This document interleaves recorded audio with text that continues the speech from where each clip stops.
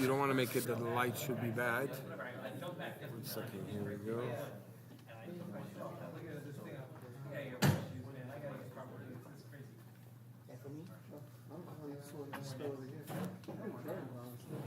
Okay. Gather around, everybody. Give your full, undivided, focused attention. Now with us, Rabbi Amar, out of Golden Beach, right? It's like 15 minutes from here. Northeast. It was more like 25. Traffic.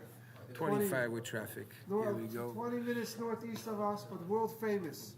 We're lucky to have him local, and we're going to squeeze him out as much as we could. Let's go.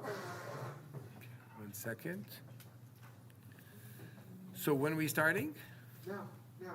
One People second. will trickle in, but whoever's here is lucky. This out of the way. Here we go. Oh, here we go.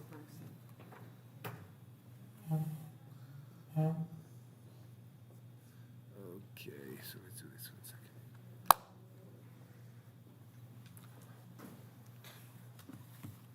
Okay.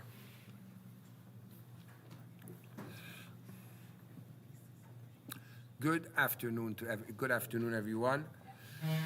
So we find ourselves at the eve of Hanukkah, the festival of lights, like they call it, and the month of Kislev, a month which is very powerful when it has to do with light, in the sense that every single holiday, every part of the festival, every part of the. 1 second, here we go. I'm sorry, I forgot. Good afternoon, everyone. Month of Kislev, the month of light, the third month of the year from Tishrei, a month which is very, very powerful in the sense that it gives us the opportunity to be able to tap in and unveil our true self. Rosh Chodesh Kislev, we celebrated the liberation, so to say, the refuah shlema, the complete healing of the Rebbe. Afterwards, we went to Yud Kislev, which was the liberation of the second Lubavitcher Rebbe. We went Yud Dalet Kislev, celebrating the marriage of the Rebbe. And then Yud Tet Kislev, the liberation of the Alter Rebbe from jail and the permission for Chassidut, for the teachings of Chassidus to be spread in the world, especially Chassidus Chabad. And now we're coming to the Festival of Lights, the holiday of Hanukkah, another holiday where the Jewish people were spiritually imprisoned and revealed and were able to, Baruch Hashem, be freed. So today's theme is how to unveil your inner self. Every one of us has a potential. Every one of us goes through some type of difficulty, starting with the fact that the neshama, the soul, comes down into the confinement of a physical body. And within the confinement of this physical body, we are far from the revelation of God. And as it says in chapter 36 in Tanya, the purpose is to actually be able to acquire a certain strength and independence that we would not have if God was revealed. We all understand that when one is next to his father, when one is next to his mother, is living at home, there's a certain comfort, there's a certain ease to be yourself, to do whatever you see, whatever you're told. You live in an environment that is comfortable, so to say. And in that sense, it is not a place of great personal growth. When is a place of personal growth? Is when you are away. The Talmud teaches us that one should exile himself to a place of Torah. Because when you are far away, then it's no longer the father and mother, the household, which is looking at you, the community and your friends. You have to make your own decisions. If you make a bad decision, you live the consequence of your actions. If you make a good decision, well, the merit is your own. You acquire a new level of personal growth that you didn't have before. So in that sense, there's two things that are happening at the same time. On one hand, I'm far away from Hashem. I'm far away from my source of life, from the light of the neshama, the way it is connected to God in an obvious, revealed way. On the other hand, I am becoming independent. The person is in a true making. You're making yourself real. What you have is yours. We know that the Rabbi explains in a Maimer, in a Hasidic discourse called Tfilah Moshe. The Rabbi says that there are three levels, three dimensions in the brain. Chabad, Chokhmah, wisdom, Bina, understanding. They really form one category together. And then there is Da'at, Das. What is the difference exactly? Chokhmah means I have wisdom. I can have great epiphanies, great ideas, a seminal idea which is fantastic, which is great. But then there is the development of this idea. I could develop the idea to a great extent. Does that mean that I'm smart? Does that mean that I'm rich in knowledge? No. Is it possible that I know a lot and really I know nothing? Yes. Why? Because today, with my idea, the seminal idea I have, and the way it's been developed, I can start giving you my whole theory from beginning to end. And you're going to come to me and say, but doesn't it say this over there? Or isn't it better like this or like that? And you're going to give me an argument, and suddenly the whole foundation of my way of thinking has been now reduced to dust, to nothingness. Why? Because it's not my own. It's just ideas in my head that I received from somebody else, but I never integrated myself. I was never challenged. And when I'm not challenged, what's happening is that I find myself in a state that theoretically everything sounds great till you get tested, till you get challenged. What is that? That is acquiring the knowledge and making that knowledge is my own knowledge. What is knowledge? What is that? Or we'd say in American, what's that? What is that? That is not only clarity as a result of a perfect union between my seminal idea and the way I developed it.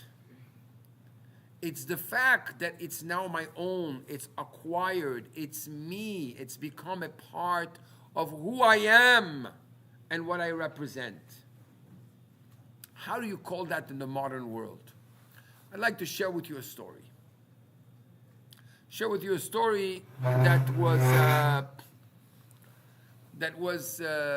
happened in the 1700s. There was a doctor by the name of Dr. Clapred. Dr. Clapred was making a study about memory loss. We know what we say about memory loss, right? Yeah, me. Forget about it. About memory loss. An individual had a very big problem of short memory loss. Dr. Clapperett came to see him and said, "Hi, my name is Dr. Clapperett. My pleasure. Pleasure to meet you." The doctor left the room. After 5 minutes, came back and said, "Hi, do you remember me?" "I'm sorry, I never met you before." "What do you mean?" "I'm Dr. Clapperett." "Oh, my pleasure." And again, he shook the doctor's hand. And this happened over and over 10 times, and each time the person would forget and remember. This time the doctor decided to do something a little different. The doctor put a little needle between his fingers. "Hi, do you remember me?" "No, my name is Dr. Clapperett." "Ouch!" Okay. The doctor leaves the room, comes back in the room without the needle this time, and said, "Do you remember me?" "So I've never seen you before, I'm sorry." "My name is Dr. Clapperett." He puts out his hand, the person puts their hands back, doesn't want to shake their hand. So here we have a phenomenon which is a great paradox. On one hand, you remember you had a bad experience with me. You know, what does that mean? So he came to the conclusion that there are 2 dimensions in memory. There is how I felt, and then there is what we call an emotional memory. It's not touching only the data place of the brain, where I just have the knowledge of 1 + 1 is 2, and this happened and that happened, but it's already touching the level of the brain which is connected to the emotion. In intelligence, it's the same thing.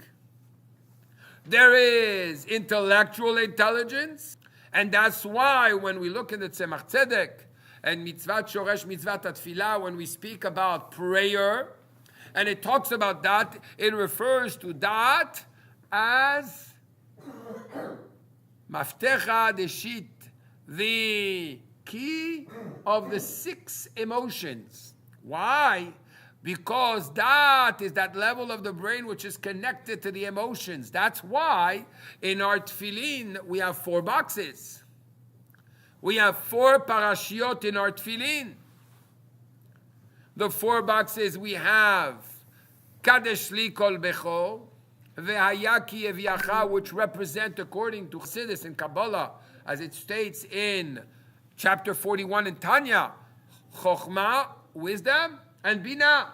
But we have another 2 parashiot, Shema Yisrael ve'ahavta, and Ve'hayim Shamoa, which is the chapters that speaks about the love and the fear of Hashem. So here we have something very particular. We have on top of our head 4 boxes, 2 which represent the intellect, and 2 which represent the emotion. They cover the head and go in the back of the brain and go down where the heart is.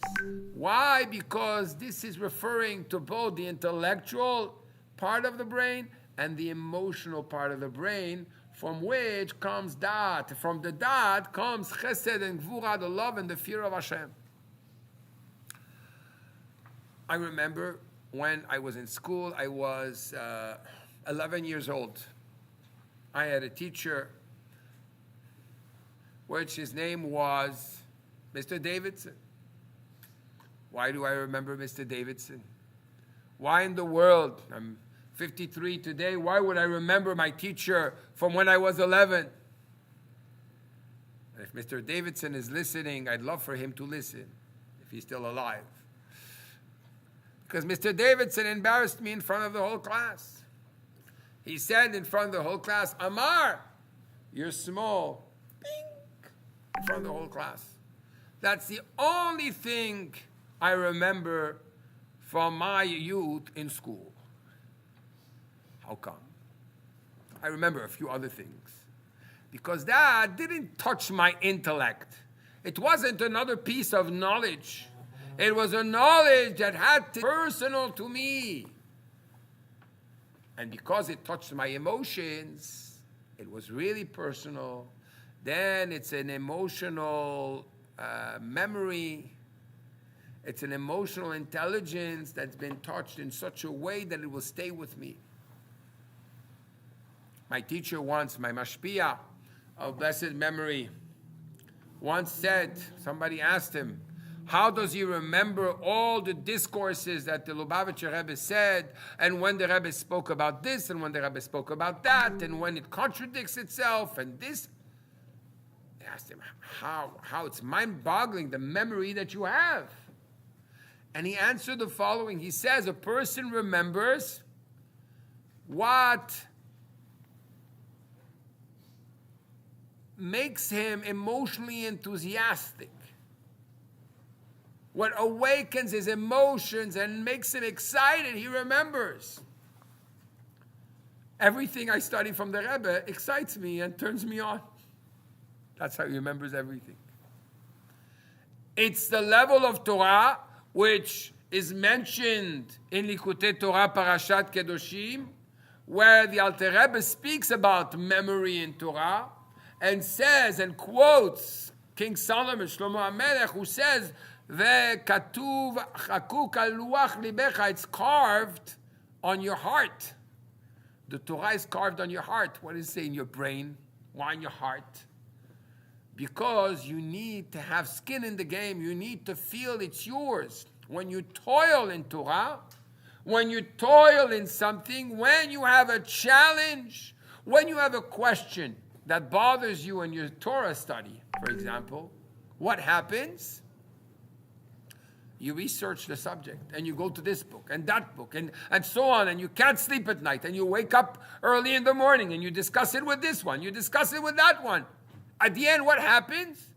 You know the topic in and out. And you can quote all the references. I don't understand.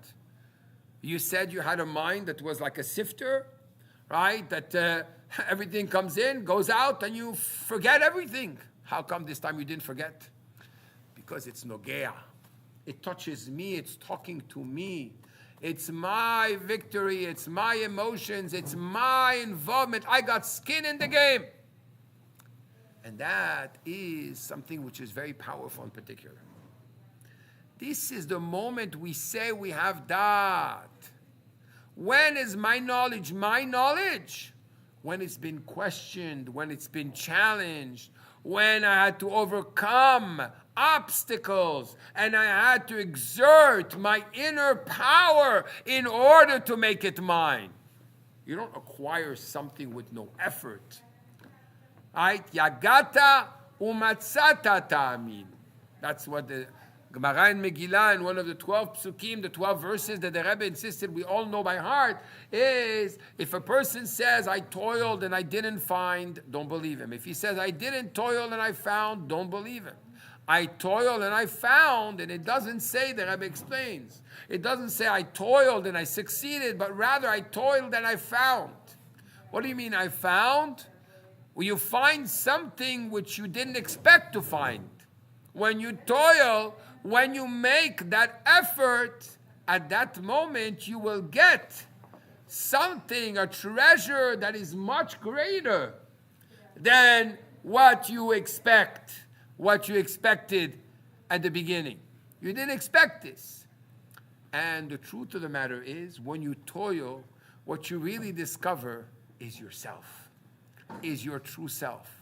Unveiling your true self is actually going through a state where you are in a state of discomfort, and that state of discomfort brings you to a level of what we call merirut. Merirut, translated loosely as bitterness. One of the Hasidim once came to the Tzemach Tzedek, and the Tzemach Tzedek said, by Hasidim we say that sadness, depression is isur, it's prohibited. It's a prohibition of the Torah to be sad and depressed. But bitterness is encouraged. How would you translate the word bitterness? Translate the word bitterness by the word frustration. What is the difference, he asked. I forgot if it's the Tzemach Tzedek or another Chassid which explained the difference. He said, after depression and sadness, what does a person do? He goes under the covers and he goes to sleep. Today, he goes in his phone and social media and wastes 10 hours. What happens when a person is frustrated?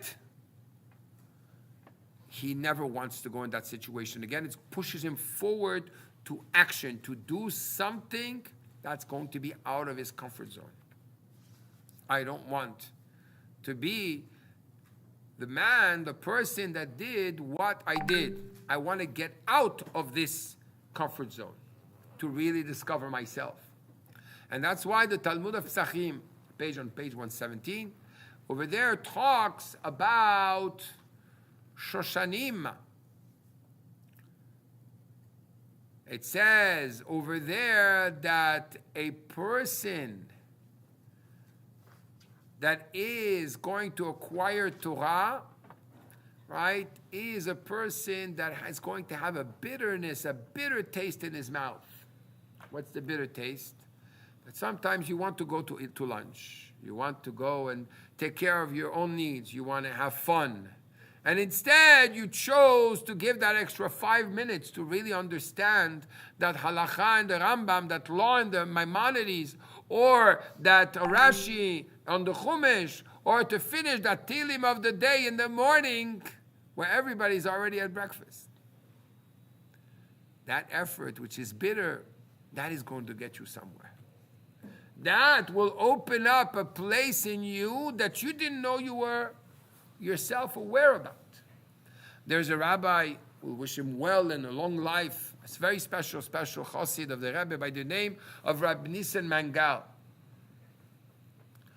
And this rabbi, this chassid, really inspired me very, very much with a story.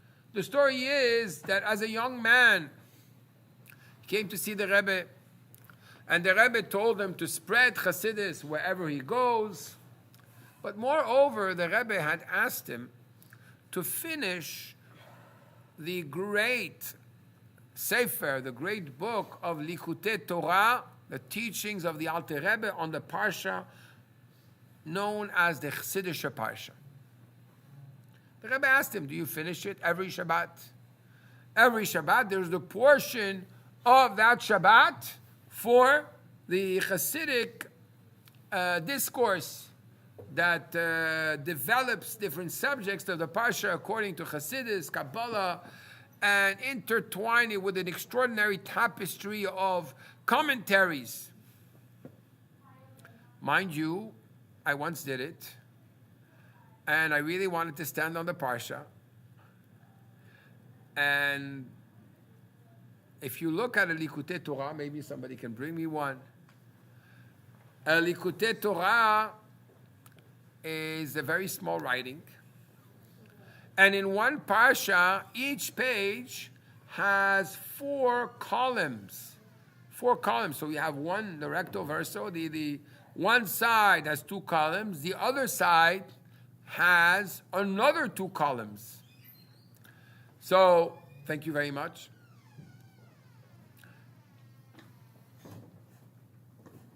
God bless you. So, for example, in Parshas Bamidbar, just the weekly Parsha, you could see here,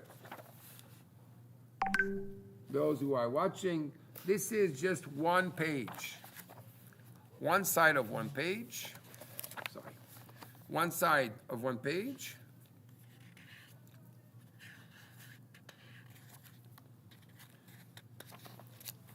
And then you have the other side of one page. So this is one page, 4 columns.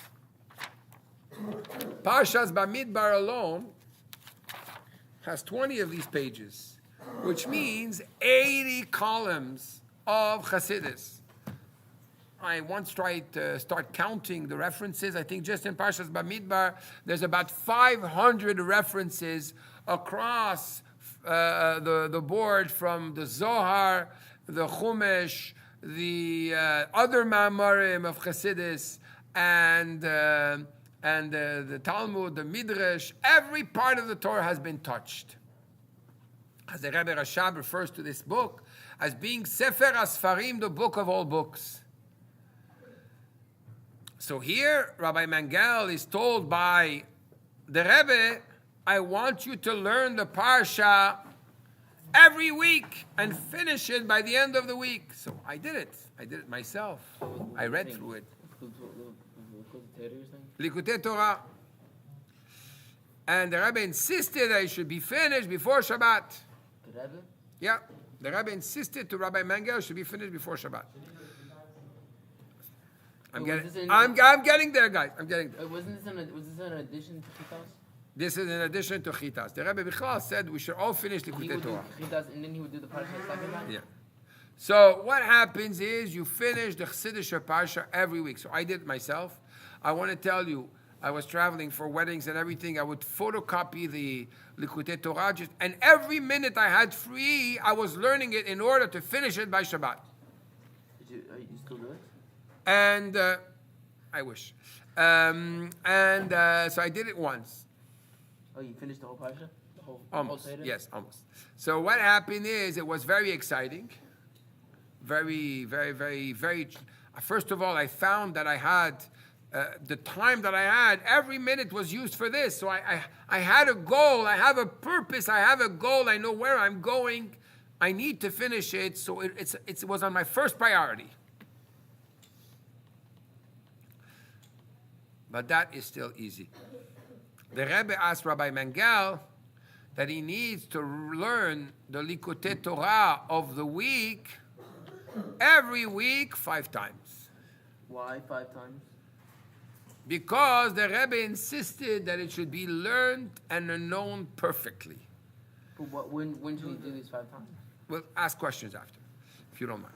So, the Rebbe is asking him this. So you can imagine this young man. I saw what it takes to learn it 1 time at my level. Here he's asking to learn 5 times. You multiply 5 times 80 columns. How much columns is that? 400 columns. Right? And it's small writing. You saw what I'm talking about. What really touched me very much is at the end, he said, I did it, and there were weeks where I did not make Havdalah till the next Tuesday after, because till Tuesday it's still connected to the previous Shabbat. And like this, it would be included in me learning the Parsha, Sashavua, the Chassidish Parsha 5 times before, and still included in the past Shabbat. It was very difficult. He really exerted himself. Sometimes he would sleep at 2 o'clock in the morning to be able to make it happen. 1 second. And what happened? What happened is that he said at the end, and this is the line that really got me in my kishkes, they say. He said, the Rebbe saw a capacity in me that I did not see in myself. That, by the way, is the role of the Rebbe. When somebody asks me what is a Rebbe, I say a Rebbe is a magnifying mirror that shows you what is inside of you and where you can reach, where you can get. And that's what he said. Sometimes, because we live in America and things are so easy, you have fast food. What's fast food? I need my food right away. So it's fast food, right? We have fast connection on the internet because we have no patience. We have the fast lane on the road because we need to go quickly where we need to go. I agree we should not waste time. But there's this concept that everything that we need to acquire in the world is fast. Yosef HaTzadik did not become Yosef HaTzadik fast. He went through troubles and tribulations, through the hatred of his brothers, to losing his mother at the age of 9, through his father thinking he was dead, through being seduced by the wife of his boss, and resists, to be afterwards 10 years in prison, jail, and then another 2 years, to finally find himself viceroy, prime minister of finance of the whole world. Tzaddik, Yosef HaTzaddik, a righteous man. It doesn't happen overnight. It doesn't happen overnight for anybody. This is the result of toil, of work. The Alter Rebbe, when he was in jail, the Rebbe explains in a Sikha that Ma Hazais Hazeh, it says in the Midrash, concerning the olive, the Jewish people are compared to olives. When you crush them, you get the best out of them, the best, you get the oil. So the Alter Rebbe, when he was in jail, the Rebbe explains, the olive, there's the state of the olive when it's a food, you can eat the olive. There's the state of the olive when after it's crushed, it becomes olive oil. And then you have the olive when it's imprisoned under the weight of the stone which is crushing it to extract the oil. At this moment, it's not here, nor there. For 53 days, the Alter Rebbe had to go through this state, which is this intermediate state, which is the state of ultimate transformation. And from there, Chassidus will spread. And it takes time. And then there's a Mittler Rebbe, and then a Tzemach Tzedek, then there's a Rebbe Maharaj, then there's a Rebbe Rashab, there's a Firidik Rebbe, Rabbi Yosef Yitzchak, which will take already Chassidus to another level, and then you have the Rebbe, which takes it to another level altogether and reveals the essence of everything that was given beforehand. But even more so in the last 30 years that we have not seen the Rebbe than when we saw the Rebbe physically with our eyes. The process is a process, a lifetime process. Unveiling your true self is not a quick fix. It's the avodah, which is derech arucha u'ktsara, the long and short way. It's a long path, but it is your path. It is a long path, but it's what you've acquired and what you have become in the most honest way. And therefore, when we have challenges and ups and downs, and sometimes we fall, sometimes we get up, sometimes we don't get up right away. Chassidus is that part of Torah which is talking to the quintessence of the Jew, who is, it gives him the strength to be able to get out of that comfort zone, to overcome the discomfort, and to become truly who you can become. That's why I wrote a book. And I thought that Shakespeare's question, to be or not to be, was a foolish question because that's not a Jewish question. And I think the Jewish question is to be or to become. Do you want to become?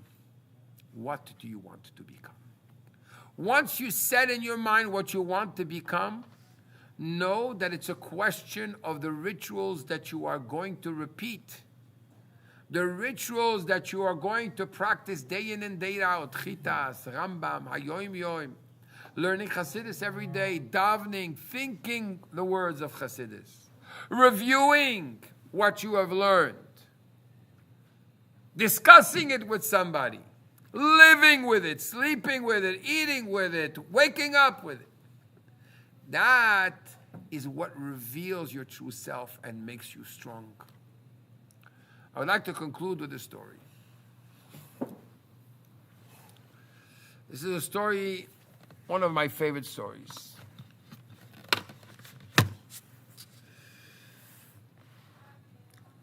This is a story. One day, I found myself, everywhere I go with my tefillin, And I was in one of the buildings in Aventura in front of a elevator. And I saw a young man, 20 years old. What's your name? Jacob. Are you Jewish?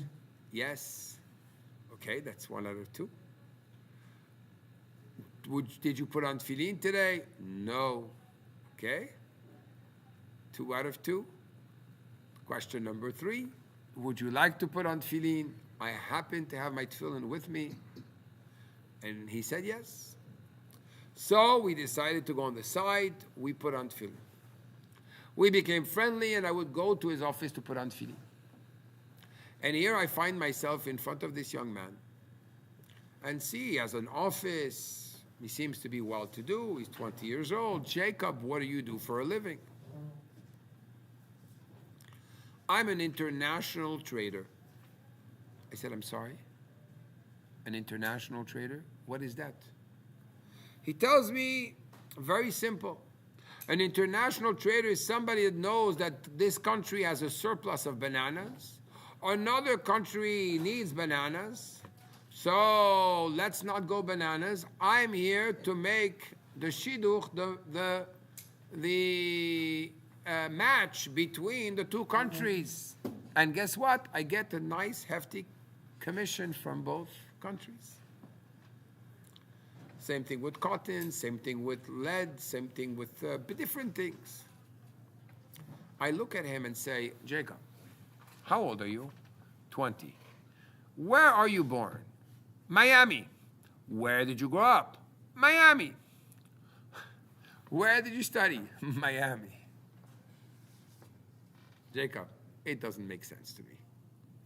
Every person that I know that's 20 years old in Miami is dancing in some club, running after other pleasures of life, and having fun going on crazy vacations and bachelor parties and who knows what.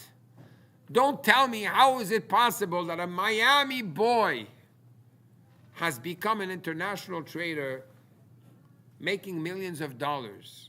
I'm not talking today in 2024, soon 25, talking about in 2009, 2010, where making millions of dollars is significant. Today, it's just buckets. So he tells me the following story. He tells me that when he was 14 years old, next door to his house, moved in a 60-year-old single man which had vintage cars. And every day, he would come back from school, take a chair, and sit next to this man, look at him polish his cars, spray the wheels, make it nice, You have a vintage car that's worth a lot of money, you want to take good care of it. And I said to the man, he tells me, one day I'll have a car like this myself. The man asked me, and how are you going to do it? I told him, I'm going to make money. He said, how are you going to do that? I'll be rich. And he tells him afterwards, how are you going to be rich? Do you have a plan? And I looked at him as a 14-year-old and I told him, what is a plan? For the next 6 months, this individual, every day I would go to his house for 20 minutes. He would teach me how to make a business plan. If by 20 years old you want to reach this and this, then today at 14, you need to start doing this ritual every day. You need to learn about this. And you need to stop doing that. So slowly, and by 15, this is what you need to do. And by 16, this is what you need to do, and so on and so forth. My friends didn't have a plan for their life. Life had a plan for them, and they're wasting their time. Today, they don't even know where they're going and what they're doing. I had a plan which was clear for my life. So every day when they called me here or there, I'm sorry, I did not fulfill my portion of today. In Torah life, it's the same way. You want to unveil your inner self, it starts with having a ritual that you repeat daily. Chumash, Tanya, Tehillim, Rambam. There's a young boy some 10, 15 years ago which finished the whole Talmud, completed the study of the whole Talmud, a certain Zirkin. And he was 20 years old when he finished. I remember reading the article, and I was really curious. You know, it was a big celebration in the yeshiva. How did he do it?